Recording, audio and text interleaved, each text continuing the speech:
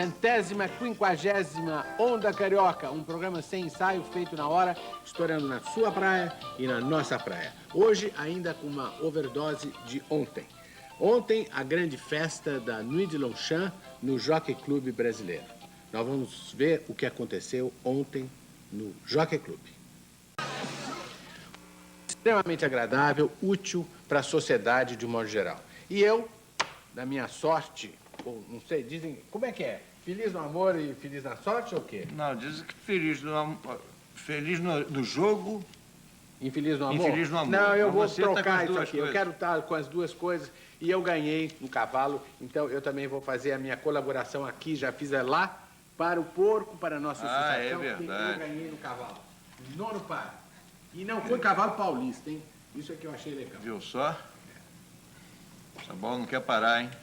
Então, Aí, Aurélio e futebol. mas olha aí, nós temos um grande entrevistado hoje, que é o Silvério da Costa Oliveira. O Silvério da Costa Oliveira escreveu Conversando sobre as Drogas.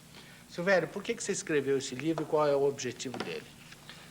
O objetivo desse trabalho é esclarecer a população, porque hoje essa problemática das drogas ela deixou de enfocar determinados grupos específicos, seja o movimento hippie na década de 70, ou seja a cocaína, por exemplo.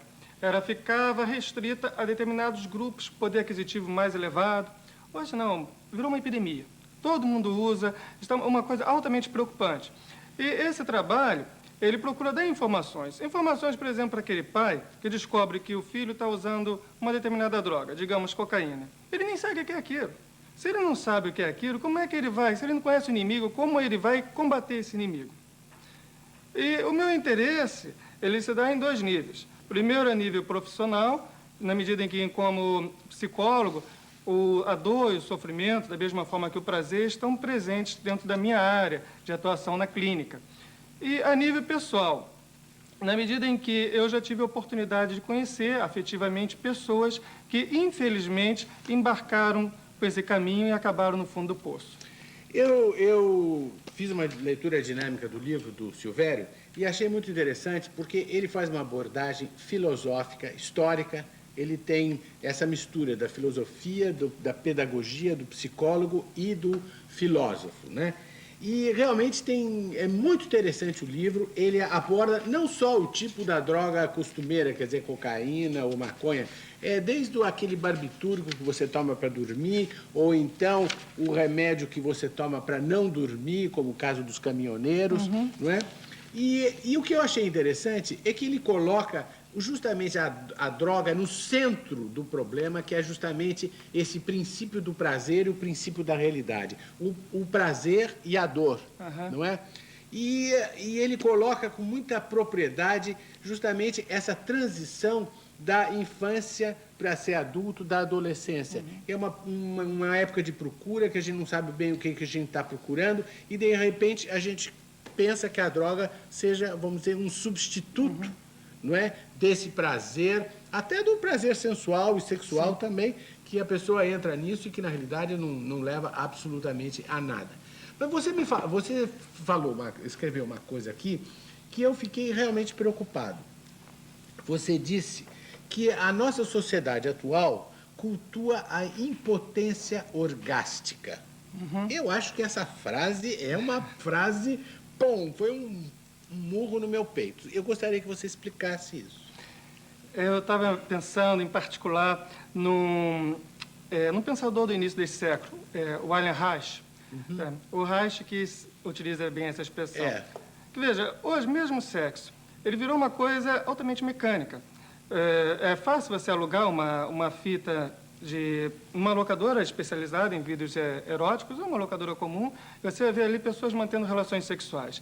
Mas o prazer não está envolvido naquela relação sexual. É uma mera atividade mecânica. E a nossa vida, hoje nós estamos recebendo os fast foods de alguns anos para cá aqui no Brasil. Comer rapidamente porque nós temos de ir para o trabalho. Então, o prazer de comer, ele acaba sendo substituído também por algo mecânico. É algo que eu tenho de fazer. O trabalho, muitas vezes, o indivíduo exerce um determinado trabalho, mas ele não tem o menor prazer naquilo que ele está fazendo. Ele está atuando para ganhar um dinheiro ao final do mês.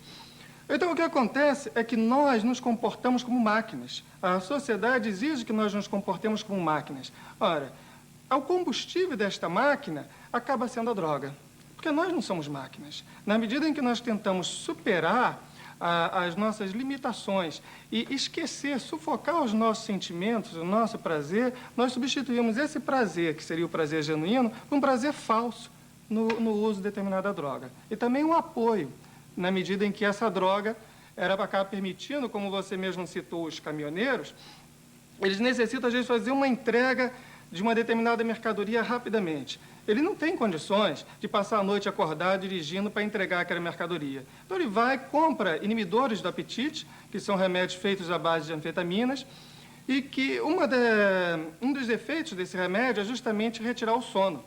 Ele perde o sono, ele consegue fazer a entrega da carga, mas ele está se portando como uma máquina e está usando um combustível, que é a droga. Eu acho que ele usa a droga em detrimento da sua própria condição humana, né? Ele passa a ser uma coisa, exatamente. passa a ser um objeto.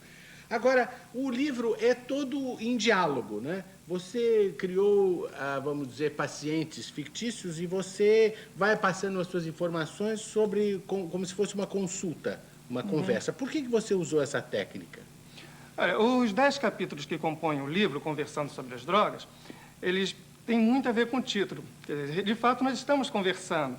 No capítulo 1, fica claro que são duas adolescentes, elas vêm à minha residência porque estão fazendo um trabalho para a faculdade e gostariam de me entrevistar para esse trabalho, como especialista da área. E cada capítulo corresponde a um dia. Tem até um fundo musical, de jazz, quer dizer, é o ambiente da minha residência, e elas me entrevistando. Isso faz com que a leitura fique mais agradável. O leitor ele vai entrar no livro e vai se sentir mais, digamos assim, mais em casa, num ambiente mais familiar.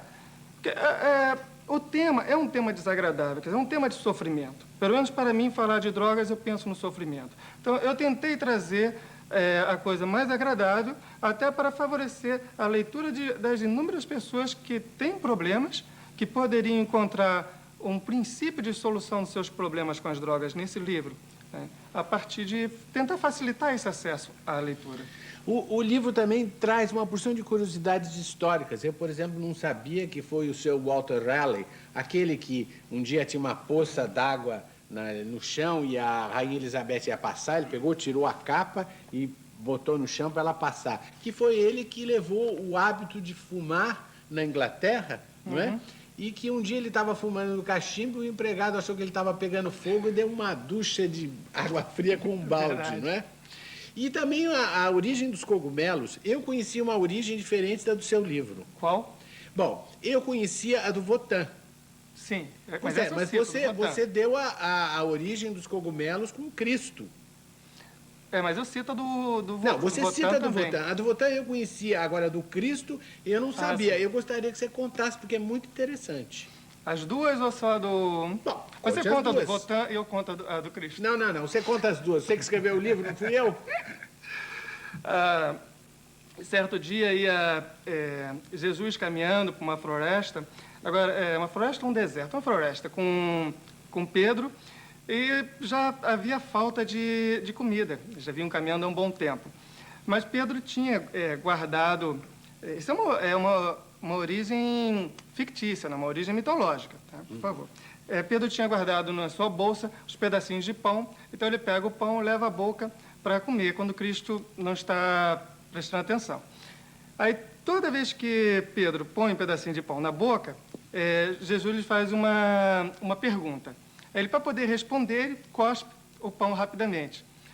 E leva um outro pedaço de pão na boca, uma outra pergunta, cospe novamente. E, seguidamente, em cada lugar que cai no chão o pedacinho de pão, nasce um cogumelo comestível. O diabo, vendo isso, que vinha atrás, ele diz que ele pensa consigo, eu posso fazer melhor. Então começa ele próprio, o diabo, a mastigar pedacinhos de pão e a cuspir pelo chão. Só que no lugar onde caem os pedacinhos de pão que o diabo cuspiu, nascem cogumelos venenosos. Porque, eu não sei se vocês sabem, cogumelo é uma comida deliciosa, mas pode matar, não é? Eu já fui até, sei lá, não sei quantas décadas, meio caçador de cogumelo nas florestas negras lá da Alemanha, e eu ia com um especialista, justamente para não deixar comer esses cogumelos venenosos que podem realmente matar, né? E um detalhe, as pessoas que buscam o cogumelo alucinógeno, porque inclusive existe no Sobretudo Brasil... no México também. Tá, e no Brasil também temos algumas espécies, mas existe uma problemática, que o cogumelo venenoso, ele é muito semelhante ao cogumelo alucinógeno. E a diferença é mínima. O indivíduo pode pensar que está consumindo cogumelo alucinógeno, na verdade está consumindo cogumelo que pode levar, inclusive, à morte. Ou a sérios comprometimentos no seu organismo. Fala. Silvério, você coloca que um dos grandes desafios da sociedade é o uso abusivo das drogas. Você inclui a bebida alcoólica nisso? Sim, é claro. Veja, em particular a bebida alcoólica, que no Brasil, se a gente pensar em termos de Brasil, o maior problema hoje das drogas primeiramente, os remédios vendidos nas farmácias de drogaria de uma forma completamente abusiva. O indivíduo não precisa de uma receita. Ele chega na drogaria, tô com uma dor, não sei o quê. Vem o vendedor como se fosse um supermercado. Ele entrega logo uma porção de remédio. Então, começa por aí. Em segundo, temos a questão do tabagismo e também do alcoolismo. Que muitos, inclusive, começam no alcoolismo e outras drogas também a partir dos 10 anos de idade. Hoje, nos grandes centros urbanos, nessa faixa de 10, 12 anos que está se iniciando nas drogas. E a coisa é muito grave, porque, veja, a gente liga a televisão e encontra uma propaganda deste remédio, daquela bebida, disso, daquilo.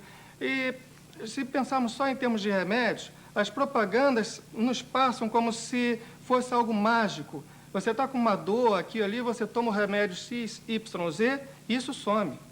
Olha, isso já é um mecanismo de indução às drogas tipo cocaína, maconha, porque o que o indivíduo está aprendendo é que qualquer problema que ele tenha, ele vai usar algo externo a ele que vai resolver o problema. Ele não precisa conversar com ninguém, não precisa buscar ajuda em nada, não.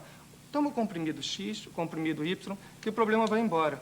Isso a televisão passa impunemente, infelizmente. E o álcool é um problema gravíssimo. O Silvério também aborda os inalantes, né, que é de uma classe, vamos dizer, da criança carente, que usa muito. Mas, olha, uma pergunta perigosa para você. Você acha que a telenovela ou a televisão é uma droga? Não sei, eu deixo que você responda. Não, eu quero saber a sua opinião. Eu já tenho a minha. Você que está sendo entrevistado. Algumas pessoas dizem que a telenovela é o ópio do povo. Olha, porque o que eu entendo aqui, né, que eu deixo bem claro Aliás, você popou a televisão aqui. Popei. O que eu deixo bem claro no trabalho é que a questão não é a droga X, Y ou Z. Não é a droga é boa, a droga é má. Isso é uma pergunta errada. Não. A questão é outra. Nós temos um indivíduo com uma determinada personalidade, um determinado organismo. Ele se encontra diante de uma determinada droga enquanto objeto. E nesse momento, ele elege esse objeto como se fosse a solução fantasiosa de todos os seus problemas. Então, ele embarca na dependência. Tanto que nós temos aquele que bebe o álcool de uma forma moderada, não tem problema nenhum. E nós temos o dependente, o alcoólico. E o que ocorre, eu estou frisando isso, que você falou na televisão, mas esse problema das drogas pode ocorrer com N coisas. Nós temos os sexólicos anônimos. São grupos de mútua ajuda que atendem a pessoas que têm um problema vinculado à sexualidade. Que o indivíduo não escolhe se fulano é bonito, feio. Apareceu a possibilidade de ter uma relação sexual, ele vai ter. Ou então o contrário disso, o anorético, em termos sexuais, não consegue se envolver afetivamente. Ou temos o os glutão comedores também, compulsivos né? O glutão, anônimos. Como? O glutão, justamente, o que Isso. come. Não é? Que tem até os grupos, os comedores compulsivos anônimos. Exato. São pessoas que vão comendo. Quer dizer, ela não pode comer um docinho, porque ela quer todos. Não tem o parar, ele não tem o conhecimento do seu limite. Então, veja, isso ocorre com a comida, isso ocorre com qualquer tipo de droga, ocorre com sexo, ocorre com várias atividades. Porque aparece um mecanismo compulsivo. O prazer é substituído por uma compulsão. Mas, Silvério, se eu entendi bem... E a televisão poderia estar nisso também. Eu também acho. Eu, às vezes, tenho sérias dúvidas a respeito da telenovela, viu? Realmente acho que pode ser aplicada de uma forma extremamente deletéria.